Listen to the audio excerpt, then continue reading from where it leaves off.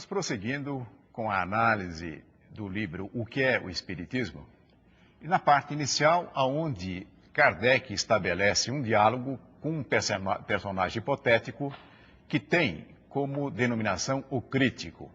E vai examinando perguntas que ele idealizou, tendo em vista levantar as questões, especialmente aquelas relacionadas com as objeções daqueles que chegam pela primeira vez, ou inclusive daqueles que são adversários da doutrina espírita.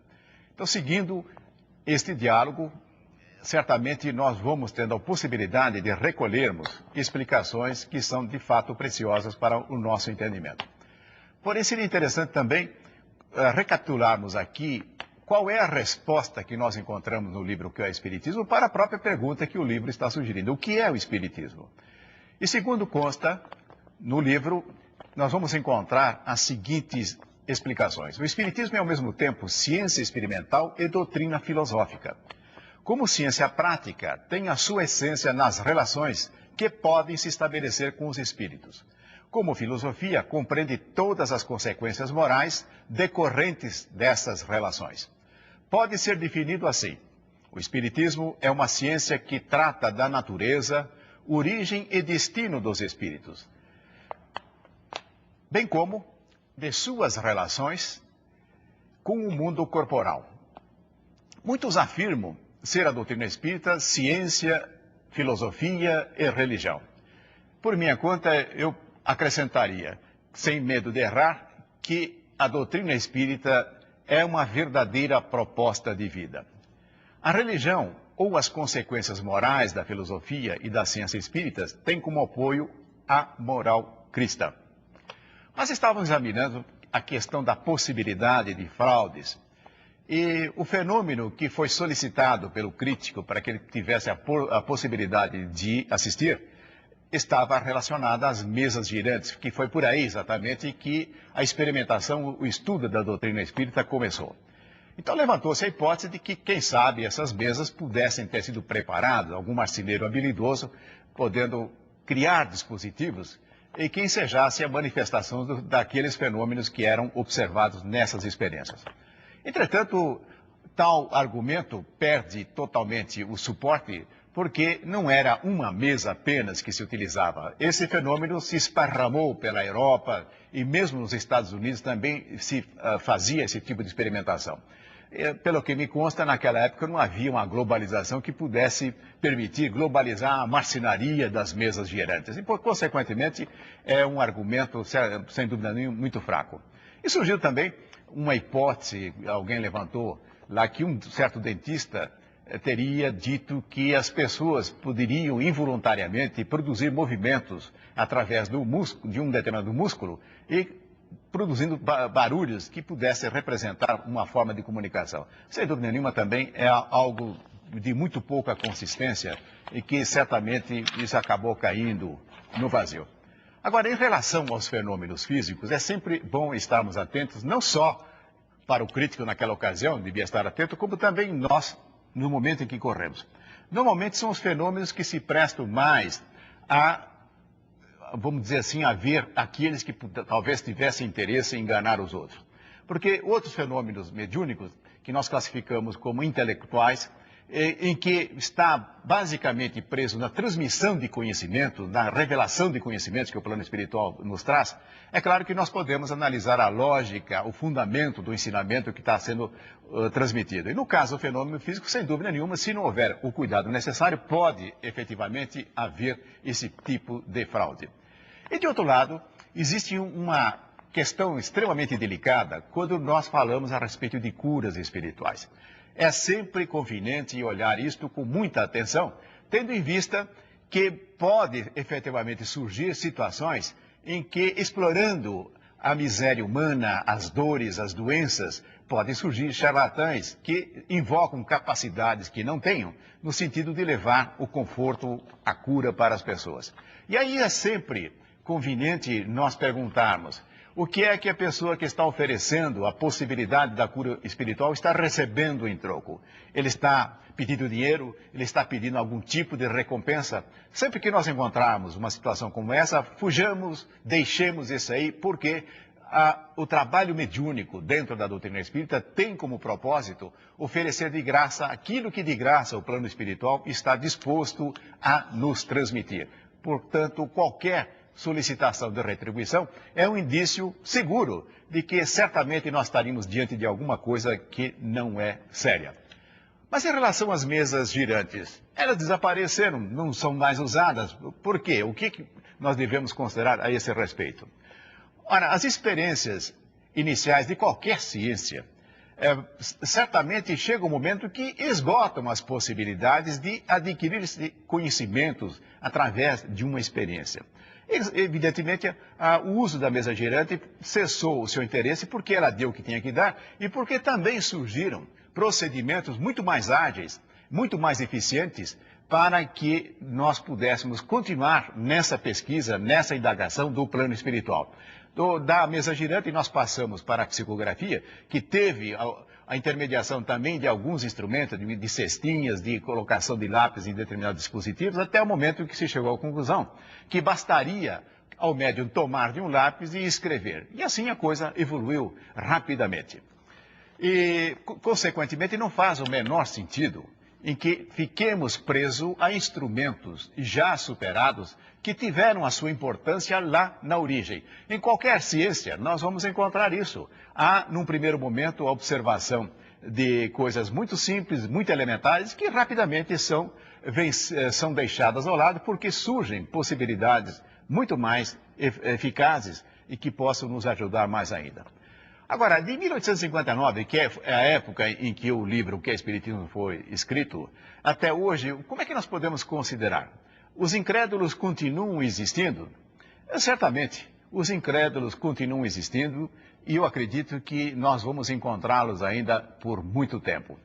Mas se hoje procurássemos evidências a respeito daquilo que nós estudamos dentro da doutrina espírita, especialmente no tocante à existência do espírito, a questão da reencarnação, a possibilidade de comunicação com o plano espiritual, o que é que nós poderíamos, nessa altura, trazermos para nossa consideração?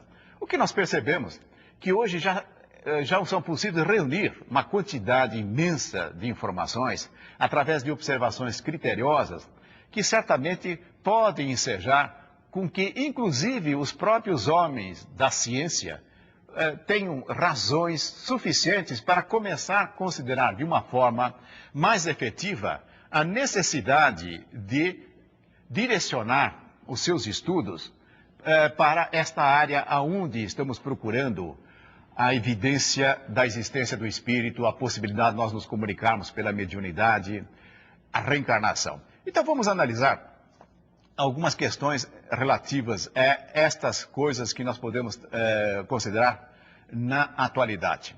Existe um pesquisador, um cientista americano, cujo nome é Ian Stevenson. Ele adotou como procedimento fazer entrevistas com pessoas que têm recordações de vidas anteriores. É bom lembrar que nos países, nas regiões do globo onde a reencarnação é aceita com normalidade, a colheita dessas informações é mais fácil. Na Índia, por exemplo, e lá Stevenson esteve colhendo muitas dessas entrevistas, mas teve também aqui no Brasil. E o que fazia ele? Conversando com as pessoas que tinham recordações de vidas anteriores, às vezes crianças, às vezes adultos. É sempre bom lembrar também que as crianças têm uma facilidade de nos transmitir informações de vidas anteriores, especialmente até uma certa idade, que vai em torno de 7 anos de idade, porque é nesse momento que existe uma ligação mais forte do espírito com a matéria. E a partir daí, a possibilidade de identificar coisas no plano espiritual é limitada ou mesmo torna-se impossível. Porém, então, com um questionário detalhado, Stevenson colhia dados como o nome de pessoas da família anterior aonde aquela criatura que estava sendo entrevistada teria se encarnado, a cidade, endereço, costumes, hábitos que ela tinha, e ia registrando isso com todo o cuidado. De tal forma que fosse possível fazer uma verificação nos próprios locais, falando com as pessoas que de alguma maneira também tivessem conhecimento das informações que foram relatadas pelas pessoas. E Ian Stevenson colheu mais de 1000 entrevistas dessa natureza. E teve a oportunidade de dentro dessa quantidade imensa de entrevistas, escolher 20, que deu origem a um livro que é disponível nas nossas livrarias, que chama-se 20 Casos Sugestivos de Reencarnação. Todo aquele que tiver interesse em se aprofundar nisso, certamente vai ter nesse livro de Ian Stevenson a possibilidade de verificar isto em detalhes. Entretanto, as evidências a respeito da reencarnação, a evidência a respeito da vida do plano espiritual, vai encontrar apoio também em evidências que nós chamamos hoje de experiências de quase morte. O que se trata? Trata-se de pessoas que, colocadas no limiar da vida e da morte, voltam, retornam para a vida e trazem relatos de percepções que tiveram, percepções essas tidas como coisas do plano espiritual. E com detalhes muito grandes, e há inclusive muita coincidência a respeito desses relatos, muitos pontos que são comuns nos relatos de muitos que têm esse tipo de percepção. Só para ter uma ideia, nos Estados Unidos, cerca de 13 milhões de pessoas tiveram experiências dessa natureza. Portanto, é algo que nós não podemos desprezar. E a propósito, falando em norte-americanos também, numa pesquisa realizada lá, 80% dos americanos aceitam a reencarnação, que é uma coisa muito curiosa, porque as religiões predominantes nos Estados Unidos não são reencarnacionistas. E o mesmo fenômeno acontece aqui no Brasil também.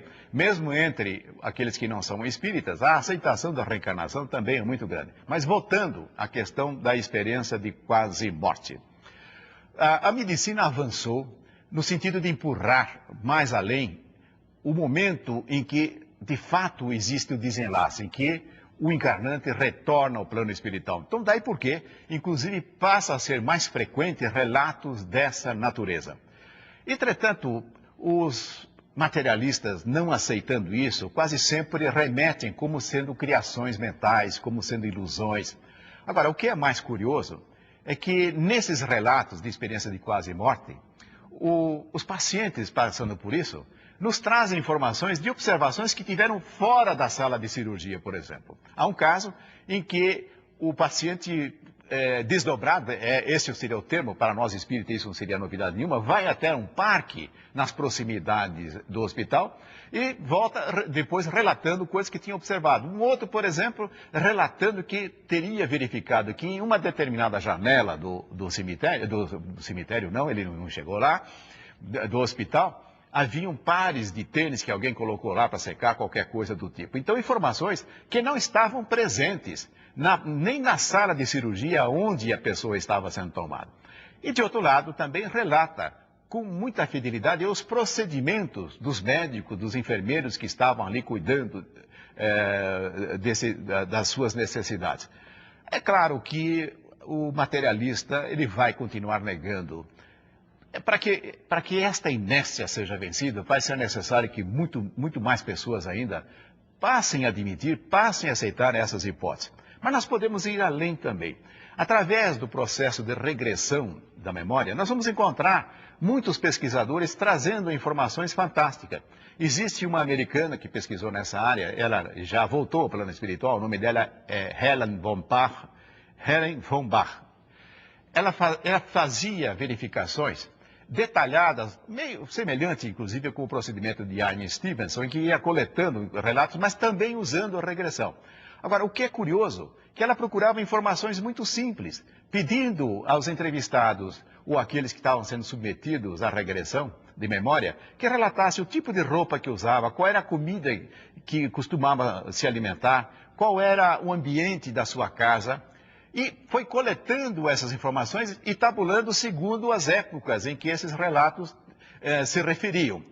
E foi percebendo uma identificação muito clara de pessoas de uma mesma região, de uma mesma época, relatando costumes similares, roupas similares, hábitos alimentares idênticos. Então é um procedimento que nós conhecemos como através de uma análise estatística, onde é verificada a probabilidade de ser simplesmente uma coincidência o fato dessas pessoas estarem relatando essas informações coincidentes.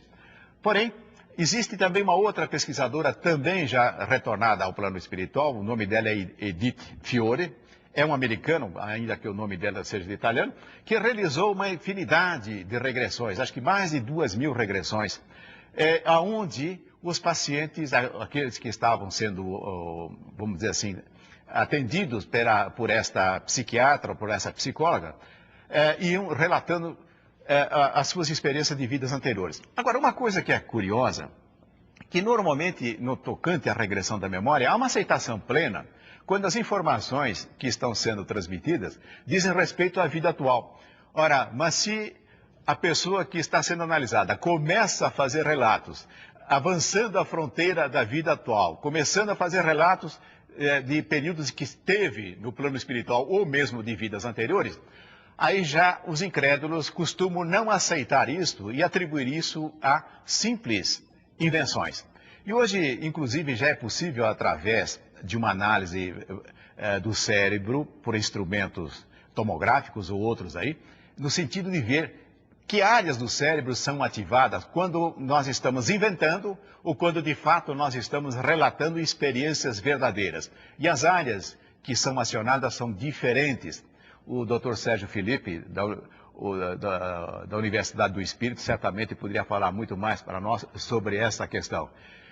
E, agora, mais modernamente, nós temos alguém que é conhecido, nosso aqui no Brasil, que esteve aqui várias vezes conosco, que é o Brian Weiss, que começou publicando um livro, Muitas Vidas, Muitos Mestres. É um psiquiatra, é um estudioso, um pesquisador norte-americano que durante 8 anos foi colhendo informações através da regressão de memória e, temeroso da reação do mundo acadêmico, não divulgou isso, até que chega um dado momento em que ele entendeu que era necessário trazer à luz toda essa experiência que ele tinha vivenciado no seu consultório através desse processo da regressão da memória. E hoje todos nós conhecemos os seus livros, temos a oportunidade de lê-los e certamente enriquecer todo o nosso conhecimento a respeito disso. Portanto, quando consideramos essas evidências, eu tenho a impressão que se Kardec hoje estivesse aqui, o cético, o crítico, certamente estaria fazendo perguntas em cima dessas experiências que nós estamos vivendo hoje. E provavelmente continuaria ainda negando, continuaria ainda tendo dificuldade na aceitação disso. E sempre é bom lembrar, e Kardec explica isso ao longo desse diálogo que ele manteve, de que a observação dos fenômenos não é suficiente para nós construirmos a nossa convicção. O caminho mais seguro é estudarmos em profundidade, daí porque esse livro, O que é o Espiritismo, é um ponto de partida, mas é ao mesmo tempo uma solicitação para que busquemos os livros que é a obra básica do Espiritismo, o Livro dos Espíritos, o Livro dos Médiuns, o Evangelho segundo o Espiritismo, o Céu e o Inferno e a Gênesis. Muito estudo certamente haverá de trazer a cada um de nós a construção desta convicção. E, diante de todo esse quadro, certamente nós estamos hoje no limiar em que o que nos espera, não só no estudo da doutrina espírita, mas eu acredito firmemente que a própria ciência, na medida em que muitos cientistas começam a mudar o seu paradigma, deixando o paradigma materialista, migrando para o paradigma espiritual, aonde nós temos como uma única realidade a consciência e o espírito, sem dúvida nenhuma, nós estaremos dando um passo fantástico na libertação das nossas amarras e, consequentemente, criando também condições para termos uma vida melhor e também construirmos um mundo ao nosso entorno de uma forma melhor.